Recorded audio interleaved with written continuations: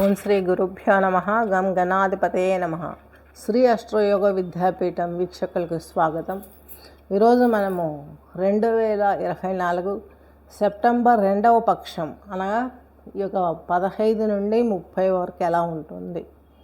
మకర రాశి. మకర రాశిలో ఉత్తరాషాఢ 4 పాదాలు, 2, 3, 4 పాదాలు, శ్రవణం 4, ధనిష్ట 2 పాదాలు కలిపి మకర రాశి కిందకు వస్తుంది.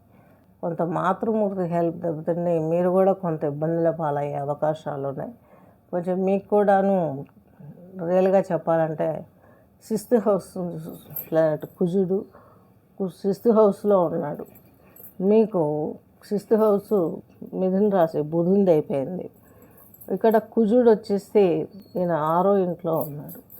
కుజుడు 6వ ఇంట్లో ఉండడం అన్నది ఎక్స్పెషల్లీ మంచి విషయమే.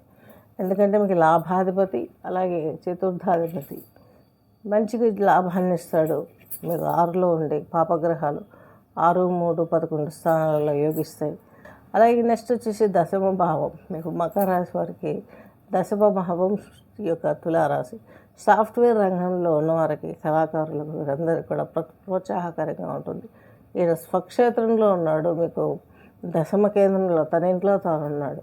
కేంద్రంలో యోగించాడు. కానీ ఈయనకు 5th హౌస్కు దశమానికి రెండింటికి ఇక్కడ కోణం, ఇక్కడ దశమ స్థానం కేంద్రం.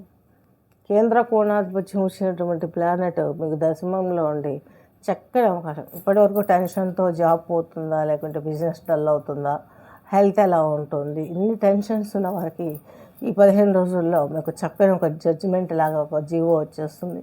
చక్కగా ఉద్యోగంలో సెటిల్మెంట్ జరుగుతుంది. ప్రాబ్లమ్స్ ఏముండవు. హ్యాపీగా ఉంటారు మకర రాశి వాళ్ళు. స్వస్తి.